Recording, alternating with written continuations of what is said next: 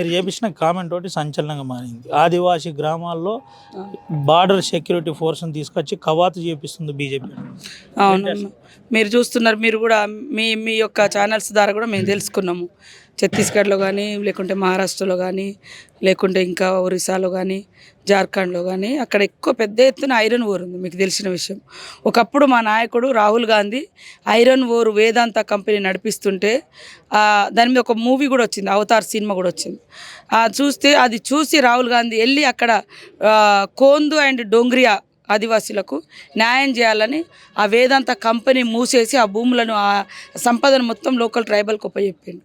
అది మా రాహుల్ గాంధీ గారి యొక్క కమిట్మెంటు. ఆ రోజు నుంచి ఆయన మీద ఈ కార్పొరేట్ కంపెనీలు కుట్రబడినాయి. అప్పటి నుంచి ఆయన మీద ప్రతిదీ వాళ్ళ మీడియాను పట్టుకొని ఆయనను పప్పు అని, ఇంకోటని రకరకాలుగా బ్లేమ్ చేసుకుంటూ వచ్చారు. ఆయన ఏమో పేదల పక్షాన, దళితుల పక్షాన, ఆదివాసీల పక్షాన, గిరిజనుల పక్షాన, మహిళల పక్షాన ఉంటే, ఇవాళ కార్పొరేట్ కంపెనీల పక్షాన ఉన్నటువంటి మోడీ గారు మా నాయకుడిని, నేను చెప్పేది మూలం ఒరిస్సా రాయగఢ ఆ ప్రాంతంలో జరిగినటువంటిది. ఆ రోజు నుంచి ఈ రోజు వరకు ఆయన మీద ఉంది. ఇప్పుడు మీరు మొన్న పోయిన కాడ కూడా వేలాది అబుజ్మాడ్ కావచ్చు, లేకుంటే బైడడిల్లా కావచ్చు, కిరండోల్ కావచ్చు, దంతెవాడ కావచ్చు, ఈ ప్రాంతాలన్నీ కూడా ఎక్కువ 100% ఆదివాసులు. మరి గవర్నమెంట్ 10 ఏళ్ళు ఉంది అక్కడ, సెంట్రల్ గవర్నమెంట్ ఉంది, మీరు 15 ఏళ్ళు ఉండే ఊరికి రోడ్లు ఇవ్వలేకపోయారు, కరెంట్ ఇవ్వలేకపోయారు, ఉద్యోగాలు ఇవ్వలేకపోయారు, రిజర్వేషన్లు ఇవ్వలేకపోయారు. కానీ అక్కడ సంపద మీద మాత్రం వాళ్ళ దోస్తులకు మాత్రం ఆల్రెడీ రాసేసారు, 1000 హెక్టార్ల అడవులు రాసేసారు. దానికి అనుసంధానంగానే ఇవాళ ఆంధ్రలో ఉన్నటువంటి విశాఖ ఉక్కును కూడా ప్రైవేటైజేషన్ చేస్తున్నారు.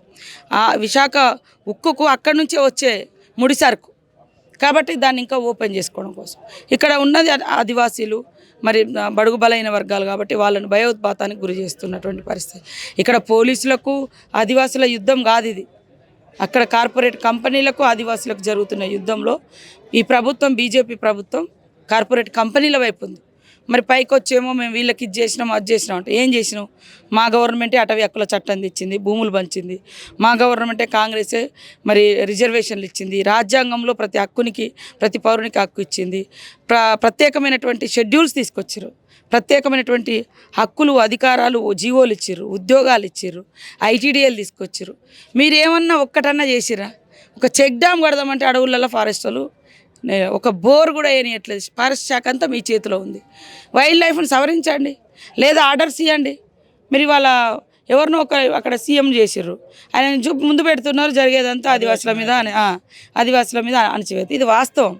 కాబట్టి ఇక్కడ పోలీసు ఆదివాసుల మధ్య యుద్ధం కాదు, కార్పొరేట్ కంపెనీలకు ఆదివాసులకు జరుగుతున్న యుద్ధంలో మోడీ గారు మీరు ఎటువైపు ఉన్నారు అని నేను అడుగుతున్నా. ఆదివాసీ బిడ్డగా ఆదివాసీలపై జరుగుతున్న అఘాయిత్యాలపై సీతక్క ఎక్కడో ఒక్కడ గొంతెప్పుతూనే ఉంది. నిన్న కూడా స్పందించిన పరిస్థితి.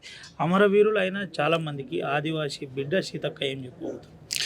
అదే అంటే ఒక్కొక్కరు ఒక్కొక్క లక్ష్యంతో పనిచేస్తుంటారు. మేము కూడా అదే బ్యాక్గ్రౌండ్ నుంచి వచ్చినాం కాబట్టి నిన్న ఇంద్రవెల్లి అమరవీరుల పోరాటం ఒకప్పుడు మనకు వ్యతిరేకం అనిపించవచ్చు.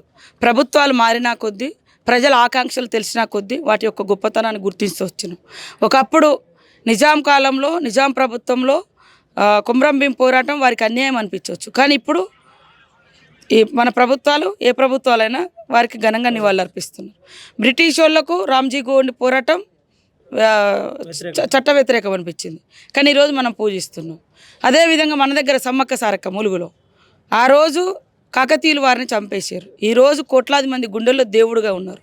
అంటే జనం కోసం పనిచేస్తే ఒక కాలంలో ఒక ప్రభుత్వాలు చూసే తీరు ఒక రకంగా ఉండొచ్చు, కాలం మారినా కొద్దీ వాళ్ళ అమరత్వం ప్రజలకు ఏ రకంగా ఉపయోగపడ్డదో అప్పుడు దేవులుగా. ఈరోజు సమ్మక్క సారక్కకు గౌరవ వందనంగా అదే ఒక జిల్లా ఎస్పీ వచ్చి గౌరవ వందనం చేసి గుట్ట మీద నుంచి దేవుని తీసుకురావడం అనేది ప్రపంచంలో ఒక గొప్ప హానర్ మాకు. కాబట్టి కొంత అంటే మనం తీసుకునే నిర్ణయాలు ఏ వర్గాలకు ఉపయోగపడుతున్నాయి, ఎలాంటి వాళ్ళని సంతృప్తిపరుస్తున్నాము అనే దిశగా కూడా మా ప్రభుత్వమైనా ఏ ప్రభుత్వమైనా ఆలోచిస్తే మనం ఒకే తీరుగా చూడొచ్చు. ఇప్పుడు ఇంద్రవెల్లి అమరవీరులది ఆ రోజు ఇది అనిపించింది, ఉమ్మడి రాష్ట్రంలో జరిగినటువంటి ఘటన. మా సీఎం రేవంత్ రెడ్డి గారు దమ్మున్న నాయకుడు, తప్పు ఒప్పుకున్నాం, ఇది కరెక్ట్ కాదు, వాళ్ళు జరిగిన పోరాటం, దాని పోరాట ఫలితంగానే ఇవాళ గిరిజనుల కోసము ఆదివాసీల కోసము స్పెషల్ జీవోలు తీసుకొచ్చి ఉద్యోగాలు ఇచ్చి లోకల్ ఉద్యోగాలు ఇచ్చి ఐటీడీఎల్లలో లోకల్గా మన ఊర్లకు అందుబాటులో ఎక్కడో జిల్లా హెడ్ క్వార్టర్ల నుంచి తీసుకొచ్చి ఇవన్నీ చేయడం జరిగింది. అంటే దాని వెనుక ఉన్నటువంటి ఏమేంటిది వీళ్ళ హెజిటేషన్ వెనుక ఏంటిది కారణమని వెతికినాం. అప్పుడు మా గవర్నమెంటే వెతికింది. కానీ 10 ఏళ్లలో ఏం బతుకుతలేరు, ఉన్నదంతా కార్పొరేట్ సంపద దోచిపెడుతుండ్రు, ఉన్న సంపదనంతా కూడా ప్రైవేటైజేషన్ చేస్తున్నారు. ప్రశ్నించే గొంతుల మీద గతంలో బీఆర్ఎస్ కేసులు పెట్టడం, జైల్లో పెట్టడం, కేసులు పెట్టడం, లేదా ఇప్పుడేమో మోడీ గారు మరి ఇంకొక రకంగా ఈడీ కేసులు పెట్టడం, ఇంకోటి ఇట్లా జరుగుతుంది. కాబట్టి మోడీ గారు మీరు ట్రైబల్ ఏరియాలలో పోయి మేము ముఖ్యమంత్రిని చేసినాం, రాష్ట్రపతిని చేసినాం అంటున్నారు.